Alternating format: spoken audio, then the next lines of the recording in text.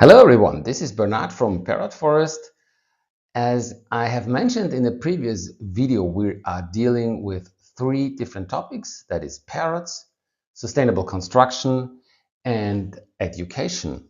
And today I will talk about sustainable construction, more specifically about adobe brick buildings in Ghana, about traditional ones, and then also about some from the colonial past.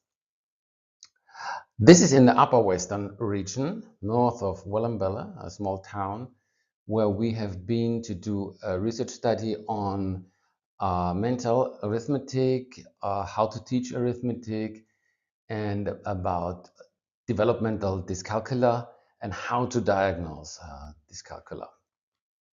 Now, these huts are the typical round huts built with adobe bricks. These are Fulani people who are living there. We spoke to an elder there. He rather spoke French than English, so he might have been living before. Their family maybe come from further north, from Burkina Faso. We don't know. So this, what you see here, is interesting. This is not a foundation.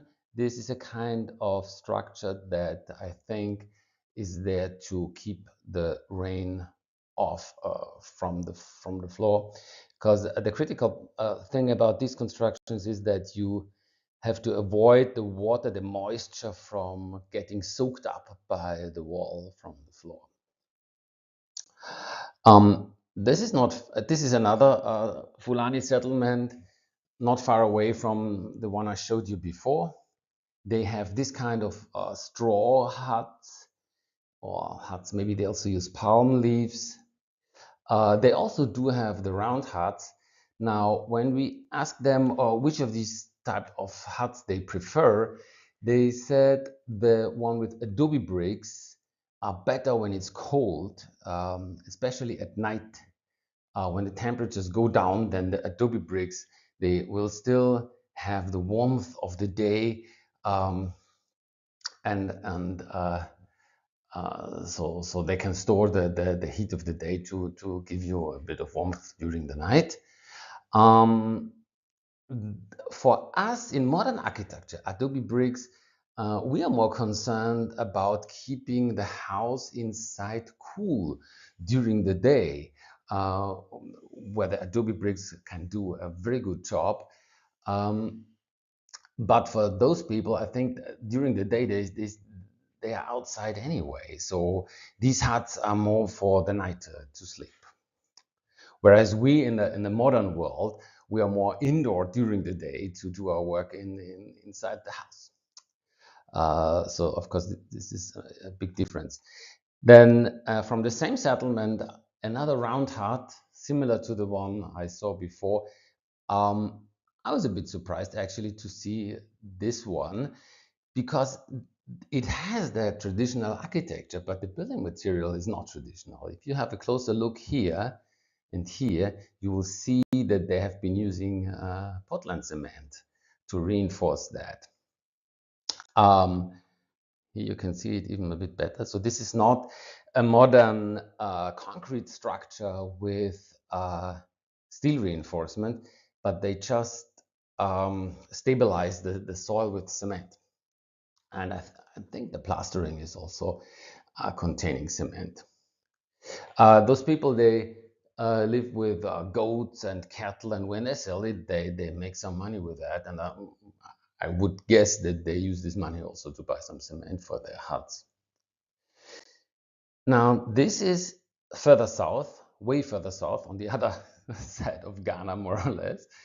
So we go from the northwest to the southeast. This is in the Volta region, district Afacha to south. A typical architecture for the more tropical climates in the south. You can see the adobe bricks buildings here. And when you have a closer look, so you see that they built some kind of foundation here and also here. Yeah, so to use some natural stones, rocks to put to have the hut on a bit elevated position. If the hut is on an elevated position, then the water will not enter the wall so easy. So this is another way how they still use it. Please don't think that the majority of the Ghanaians live in houses like this. I'm only showing you some traditional houses. The towns, they look like modern buildings like anywhere else. So this is not the rule. In the towns, the houses are not looking like this, of course. Okay. So this one now is not far away. And you can also see adobe brick construction here. And this one is clearly from the colonial time. What you see here, I was really amazed to see that here. This one is called Ashlar effect rendering. What does that mean? So it means you use the plastering to imitate ashlars. Ashlars are cubic stones. So you go with hammer and chisel, and you dress the rock so that it becomes that it gets a cubic shape, and use that to build a wall, like it was very common in the medieval times in Europe, for instance. And now you use the plastering to imitate that, to do as if this would be a block of stone, which is not the case. So this is a kind of design element that we know very well from all older buildings in big cities in Europe from the 19th century, this neoclassical style of architecture. Um, this part of the foundation here, it could have been this kind of steps. I think they have been added later with concrete. On Google Maps, you find it as Dream Child Orphanage in Hawaii. I'm not sure if it ever really served as an orphanage. Maybe just for a few years, and then it was abandoned again. So they tried to set up this project here, but apparently it did not really work out, unfortunately. And yeah, what I want to show you here is the roof. So this is really bad. The rain enters the structure, and this is not only very bad for the adobe brick walls, it is in particular bad also for the wooden structure inside, because the floor levels, they are made with wood. And when you think of all these 4, 5 story buildings in the old towns of Europe from around 1900 and before, all the floor levels are built with wooden beams.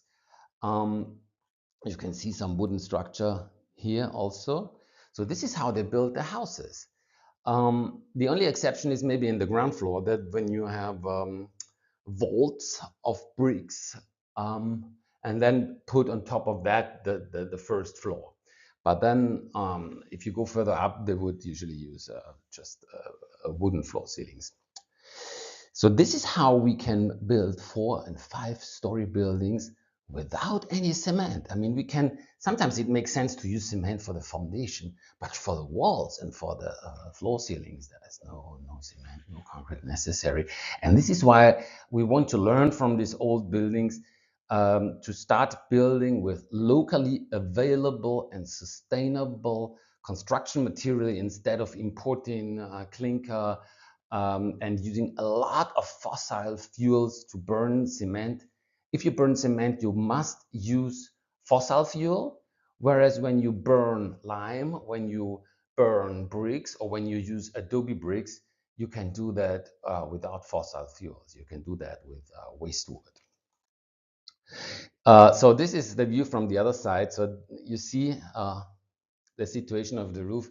Actually, this should really repaired very fast, because in a few years this whole structure will come down. So it's very important to repair the roof as fast as possible. I'm a bit struggling to find someone who can help with that. I was also talking to the Ghana Museums and Monuments Board. Um, that yeah, so I'm still trying my best, but if anyone has a clue how to save these buildings, please get in contact with me because this is very urgent. Let me show you some more pictures. This one is from Gbajeme. This is north of Amedzofe, another building from the German colony time. You see these wonderful round arches here. There used to be one more here and here. What you can also see is, and you can observe that with many of the historic buildings, that these round arches, they are so robust that when the wall starts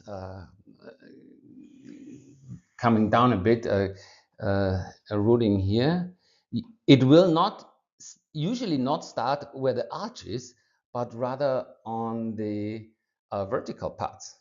You see, and this is here the case. You see, the arch itself is more robust than other parts of the wall construction usually. That's very common. So this proves how good these the structures are. This way of building is an ancient technique that goes way back thousands of years, ancient Rome and beyond. So this is also something that I would really like to um, use again for new constructions. The people love these round arches. They imitate it with concrete, but they don't do it properly with bricks. We have the knowledge still how to do it with bricks. And when we build the Parrot Station, I really want to build some round arches and try to train the masons to do that. Okay, the roof here is pretty much okay, but still, if that would be renovated, um, it does not have only an added value for those who are interested in sustainable construction, but also for the local population, because tourism is rising in the Volta region and needs more development. And when you have such sites maintained well, you can attract tourists with that. We have the Wheelie Fall, Mount Afachatu, we have Tafi Atome Monkey Sanctuary and other tourist attractions. So these colonial buildings, when they would be renovated and open to the public, that would be another tourist attraction, especially for such villages like Gbajeme. Nobody is going to Gbajeme. There's only one road and one footpath going there. But if it is possible to visit such buildings, I think that could attract some travelers. So I think that is very important also for the people who live there.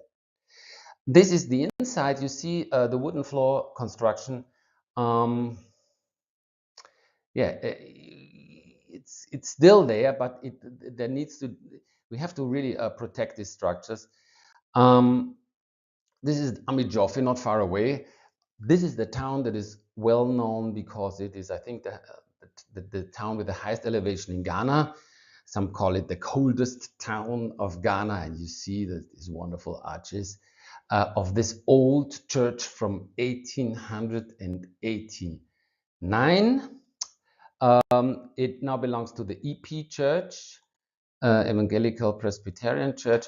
This part of the structure was added later because this is built with concrete. And actually, the EP Church wanted to pull down the whole structure. And then a guy from, an architect from Ghana Museums and Monuments Board, who I spoke to, told me that he went to the place 2 years ago and told them that they cannot pull this down. This is an historically very important site and they need to conserve it. This was 2 years ago, and the church was quite fine. It was okay 2 years ago. But now, let me show you this one. This is a drama. Nobody fixed the roof. The water entered the structure, and now all the adobe wall is coming down within very short time. This is what's happening within 1 or 2 years now. Okay, so this is the situation now. Some people said the wall was built with burnt bricks, which is not correct, because you can clearly see now that this is adobe bricks. This is from the inside. You see the roof. So if this is not fixed immediately, then it will be too late for this very important historic site. Here you have the adobe bricks that more like soil now. This is adobe bricks. People in Europe, they say, I would think about recycling of building materials. Here you see the recycling. It becomes soil again. Yeah, so this is really a bit sad, actually. Another picture from the outside, and this is interesting because this is the plastering of the wall. The question is, what is this made of? Basically, there are three options: cement, lime, or gypsum. Since I'm pretty sure that nobody did any renovation here and nobody replaced the plastering, it cannot be cement. I showed this photo also to a friend of mine, an architect who's supporting me in Austria. He's a specialist for historic building. His name is Friedrich Idam. He has a podcast called Simple Smart Buildings that I highly recommend to you. After seeing these photos, he also said this cannot be made with cement. So it's either lime or gypsum. I took some samples with me from the broken part, and I take it to Accra, where I already have some muriatic acid, hydrochloride, and with this I hope to find out if it's gypsum or if it is lime. Why is this so interesting? Because when it is lime, for instance, I want to find out, where did the Germans get the lime from? Because there is no limestone around Amedzofe as far as I know. And how did they burn it? Where did they burn it? Are there some historic sites in the Volta region where a lime was burned? Could be. The Germans would have this know-how. Burning limestone is also an ancient technique that is not only done in Europe, it's also still used in Africa, in many countries of the world, and it's a sustainable alternative to cement. You can burn lime with waste wood. In parts of northern Africa, people are still burning lime just with palm leaves from palm trees, from date palms. They take the leaves, and with this they burn big amounts of lime. So this is a fully sustainable way of acquiring local construction material, and that's why we are so interested in. So even if it's really sad to see this now, I'm optimistic for the future that we can have a positive impact on the construction industry, to stop importing expensive construction materials to Ghana and instead use their own local resources, and train the masons accordingly. Okay, thank you for watching, and I wish you all a peaceful time, and take care, and hope to be with you soon again here.